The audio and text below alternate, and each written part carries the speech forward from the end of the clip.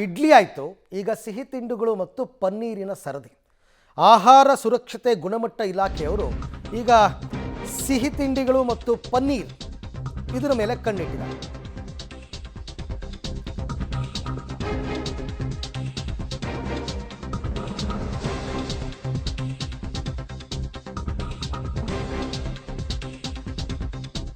ಇಡ್ಲಿನಲ್ಲಿ plastic ಬಳಕೆ ಅಂತ ಇತ್ತು, ಅದಾಯಿತು. ಇವಾಗ ಪನ್ನೀರು ಮತ್ತು ಸಿಹಿ ತಿಂಡಿಗಳ ಸರದಿ. ಆಹಾರ ಸುರಕ್ಷತೆ ಗುಣಮಟ್ಟ ಇಲಾಖೆಯವರು ಶಾಕ್ ಕೊಟ್ಟಿದ್ದಾರೆ. ಪನ್ನೀರು ಮತ್ತು ಸಿಹಿ ತಿಂಡಿಗಳ ಕಲಬೆರಕೆ ವಿರುದ್ಧ ಸಮರ ಅಂತ ರಾಜ್ಯಾದ್ಯಂತ ಸಿಹಿ ತಿಂಡಿಗಳು, ಖಾರದ ತಿಂಡಿಗಳು, ಪನ್ನೀರ್, ಇತರೆ ಆಹಾರ ಉತ್ಪನ್ನಗಳ ಸ್ಯಾಂಪಲನ್ನು ಪಡೆದು ಟೆಸ್ಟ್ಗೆ ಒಳಪಡಿಸಿದೆ ಆಹಾರ ಇಲಾಖೆ. ಯಾವುದೇ ಕಲಬೆರಕೆಯಾಗದಂತೆ ಕಟ್ಟುನಿಟ್ಟಿನ ಕ್ರಮವನ್ನು ಕೈಗೊಳ್ಳಬೇಕು ಅಂತ ಮಾರ್ಚ್ 15ರ ಬಳಿಕ ಈ ಸ್ಯಾಂಪಲ್ಗಳ ವರದಿ ಬರ್ತಾ ಇದೆ. ನೀವು ಹಾಗೆ ನೋಡೋಕ್ಕೆ ಹೋದರೆ ಎಲ್ಲವನ್ನೂ ಪರೀಕ್ಷೆಗೊಳಪಡಿಸಿ ಅಡುಗೆ ಎಣ್ಣೆ, ತಿನ್ನುವಂತಹ ಎಲ್ಲ ವಸ್ತುಗಳು, ಪ್ಯಾಕೇಜ್ಡ್ ಫುಡ್ ಐಟಮ್ಸು ಎಲ್ಲವನ್ನು ತನಿಖೆಗೊಳಪಡಿಸಿ ಯಾರಿಗೆ ಗೊತ್ತು ಯಾವುದರಲ್ಲಿ ಕಲಬೆರಕೆ ಇರುತ್ತೋ ಇಲ್ವೋ ಅಂತ ಗೊತ್ತು.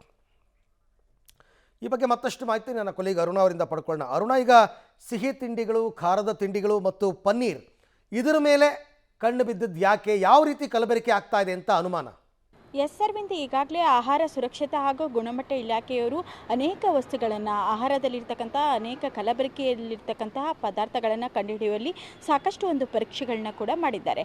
ಪ್ರಮುಖವಾಗಿ ಗೋಬಿ, ಪಾನಿಪುರಿಯಿಂದ ಆರಂಭವಾಗಿರ್ತಕ್ಕಂತಹ ಈ ಒಂದು ಕಲಬೆರಕೆ ಪತ್ತೆ ಇಡ್ಲಿವರೆಗೂ ಕೂಡ ಬಂದಿತ್ತು, ಬಟಾಣಿವರೆಗೂ ಕೂಡ ಬಂದಿತ್ತು. ಇದೀಗ ಪ್ರಮುಖವಾಗಿ ಹೋಲಿ ಹಬ್ಬ ಸಮೀಪಿಸ್ತಾ ಇರ್ತಕ್ಕಂತಹ ಹಿನ್ನೆಲೆಯಲ್ಲಿ ಸೆಂಟ್ರಲ್ ಗೈಡ್ಲೈನ್ಸ್ ಕೂಡ ಬಂದಿದೆ. ಆ ನಿಟ್ಟಿನಲ್ಲಿ ಪ್ರಮುಖವಾಗಿ ಬೇಕರಿಗಳಲ್ಲಿ ಮಾರುವಂತಹ ಸಿಹಿ ತಿಂಡಿಗಳು ಇರಬಹುದು, ಖಾರ ತಿಂಡಿಗಳಿರ್ಬೋದು, ಜೊತೆಗೆ ಹಾಲಿನ ಉತ್ಪನ್ನಗಳಾಗಿರ್ತಕ್ಕಂಥ ಪನ್ನೀರ್ ಇರ್ಬೋದು, ಕೋವಾ ಇರಬಹುದು, ಅನೇಕ ಹಾಲಿನ ಉತ್ಪನ್ನಗಳು, ತುಪ್ಪದ ಮೇಲೆಯೂ ಕೂಡ ಪರೀಕ್ಷೆಗೆ ಒಳಪಡಿಸಲಿಕ್ಕೂ ಕೂಡ ವಿಶೇಷವಾಗಿರ್ತಕ್ಕಂಥ ಒಂದು ಅಭಿಯಾನದ ರೀತಿಯಲ್ಲಿ ಮುಂದಾಗಿದೆ.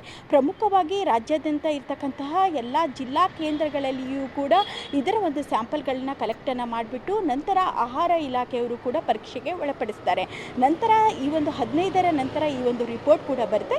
ಇನ್ನು ನೀವು ಹೇಳ್ದಂಗೆ ಯಾಕೆ ಈ ಒಂದು ಪ್ರಶ್ನೆ ಬಂತು ಎನ್ನುವಂತಹ ಒಂದು ಅವಲೋಕನವನ್ನು ಮಾಡಿದಾಗ ಈ ಹಿಂದೆ ಮುಂಬೈನಲ್ಲಿ 2000 kgಯಷ್ಟು ನಕಲಿ ಪನ್ನೀರ್ ಕೂಡ ಪತ್ತೆಯಾಗಿತ್ತು.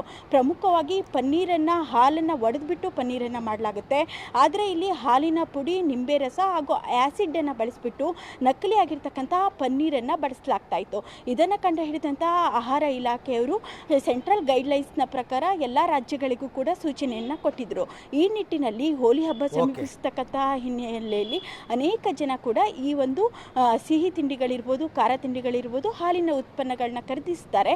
ಇದರಲ್ಲಿ ನಕಲಿ ಅಂಶ ಇರಬಾರ್ದು ಎನ್ನುವಂತಹ ನಿಟ್ಟಿನಲ್ಲಿ ಈ ಒಂದು ಆಂದೋಲನ ಕೈಗೊಂಡಿದೆ. Arvind, thank you Arun. ತಮ್ಮ ಎಲ್ಲ ಮಾಹಿತಿಗಾಗಿ ಧನ್ಯವಾದ.